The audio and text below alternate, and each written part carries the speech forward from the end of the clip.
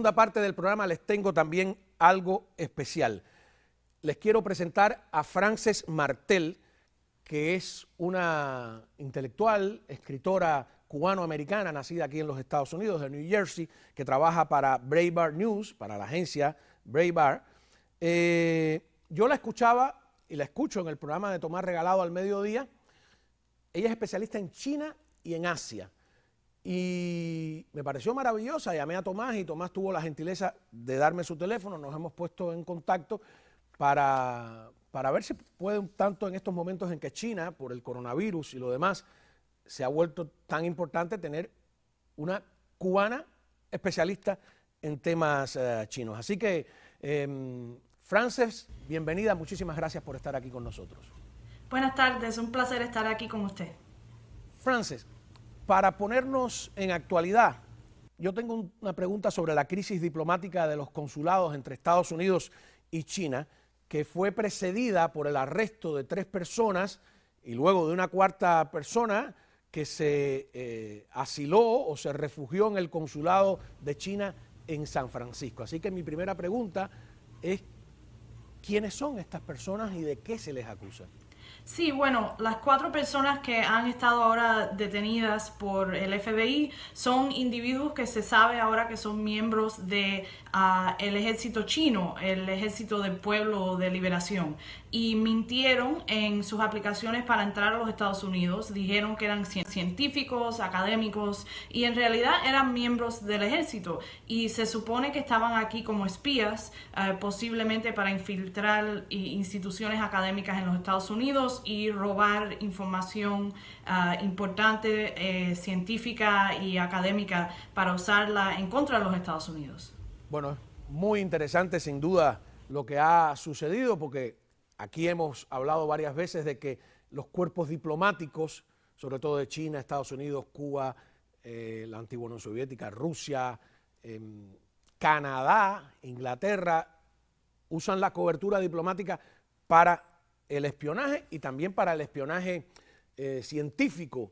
Ya le habíamos hablado con Enrique García en el año 1992 en Canadá. Fuimos testigos de la expulsión de 3 diplomáticos cubanos que estaban espiando precisamente pues patentes médicas en Canadá. Otra pregunta.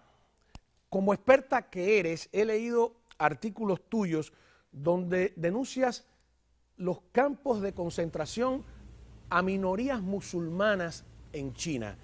¿Podrías explicarnos de qué se trata? Sí, bueno, lo que está pasando en el occidente de China es una de las atrocidades de derechos humanos más grandes que ha pasado en los últimos 50 años. En el occidente vive un grupo étnico que se llaman los Uyghurs, que son personas túrquicas, tienen su propio idioma, son mayoritariamente musulmanes y no tienen mucho que ver con lo que nosotros le llamamos en este país los chinos, que son los chinos Han, de la etnia Han, que viven en el oriente del país, en Beijing, en el sur del país como Hong Kong. Y lo que está haciendo el Partido Comunista es sistemáticamente borrando la existencia de los Uyghurs, y eso incluye campos de concentración en Xinjiang, que es la provincia donde viven, donde se supone que hay entre 1 millón y 3 millones de Uyghurs y de otros musulmanes, personas de Kazajstán, de Kirguistán, que están internados en estos campos de concentración, y ahí tienen experiencias atroces. Los que han escapado dicen que han visto violaciones, asesinatos, han visto indoctrinamiento, torturas, electroshock, han matado a niños, y lo más grande y lo más que impacta a los Estados Unidos es la esclavitud. Los Uyghurs se usan como esclavos en China, especialmente ahora con la pandemia. Cuando no pueden entrar los trabajadores Han, traen a los esclavos Uyghurs y están haciendo máscaras, están haciendo todo lo que uno ve barato en las tiendas de dólar. Muchas de esas cosas se supone que vienen de esos lugares, y hay tiendas y por lo menos 83 compañías internacionales que se han implicado en ese sistema de esclavitud.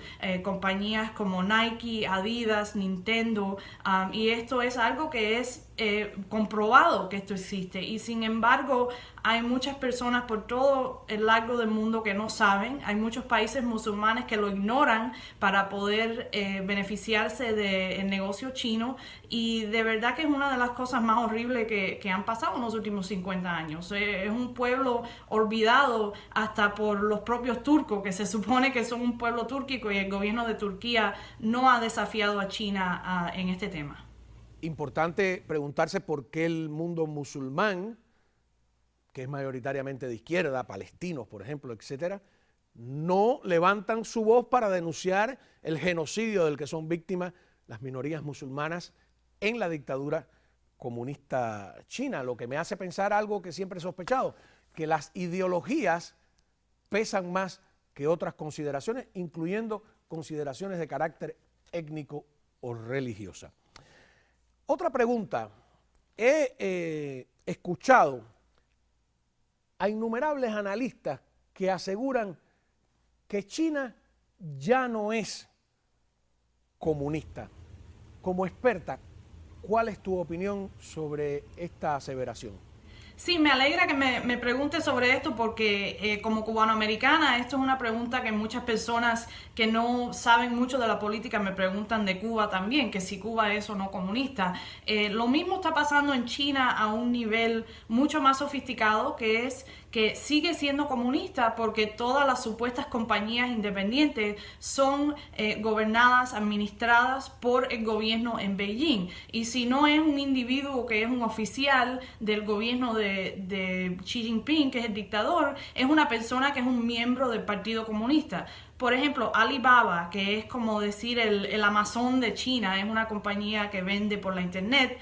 El líder de esa compañía, Jack Ma, los capitalistas que prefieren lidiar con grupos comunistas decían que él era el ejemplo de la nueva China capitalista. Sin embargo, Jack Ma salió y dijo abiertamente que él era un miembro del Partido Comunista, que él era leal a Xi Jinping y que su compañía iba a ser leal a Xi Jinping. Entonces, todas estas compañías que supuestamente son pruebas del capitalismo chino son armas del Partido Comunista. Todo es comunista. Y lo otro que sigue siendo comunista es la deshumanización de los individuos chinos. En China solo se puede ser comunista. No se puede ser, no solo que no se puede ser políticamente distinto al comunismo, no se puede ser cristianos. Hay 100 millones de cristianos ilegales hoy en China. No se puede ser musulmán, no se puede ser budista, casi no se puede ser ni taoísta si no eres, y el Tao es una religión antigua de la China, indígena de la China. No se puede ser ninguna religión si uno no va a la iglesia que controla el Partido Comunista. Uno puede ir a la iglesia patriótica china a rezarle a Xi Jinping y decir que es cristiano, pero uno no puede rezar en su casa a Jesucristo sin que haya una foto de Xi Jinping en su casa. Eso no es capitalismo, eso es obviamente comunismo. Siempre el comunismo ha funcionado así, y el que diga que China ya no es un país comunista está mintiendo abiertamente. Es curioso porque leyendo el último libro que les he recomendado, del llamado de la tribu, que es como el llamado de la selva de Vargas Llosa, él dice que China es un capitalismo autoritario. No estoy de acuerdo con Vargas Llosa en eso, creo que es mucho más complejo que eso. Creo que es un capitalismo tal vez monopolista de Estado, es la alianza macabra que estamos viendo en el siglo XXI del capitalismo con la dictadura comunista. Merece la pena quizás pues que lo ampliemos en otros programas más adelante. Otra pregunta, yo digo que Taiwán y que Hong Kong son como el Miami chino, sobre todo Taiwán, ¿no? A donde cuando Chiang Kai-shek perdió lamentablemente la guerra contra los comunistas que avanzaban hacia el sur, y el Kuomintang, que era su partido, se refugiaron en la isla de Formosa, pues crearon esta república independiente, Taiwán, que existía desde antes, no necesariamente como parte de la China, y que es como el exilio de los chinos, es el Miami de los chinos. ¿Qué deberían saber los exiliados cubanos sobre la realidad de estos dos sitios? Sí, me gusta mucho esa analogía. Yo siempre digo que Taiwán es la Cuba que pudiera haber sido si no fuera por el comunismo.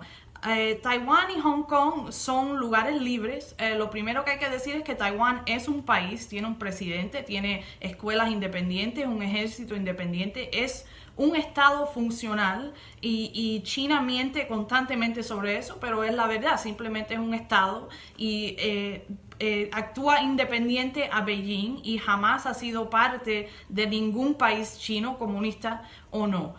Hong Kong es un poco diferente porque fue una colonia inglesa y ahora sí es legalmente parte de China. Y fue libre hasta hace pocas semanas que pasó una ley ilegal el gobierno chino que ahora limita a nombre de seguridad nacional las libertades de expresión de los hongkoneses.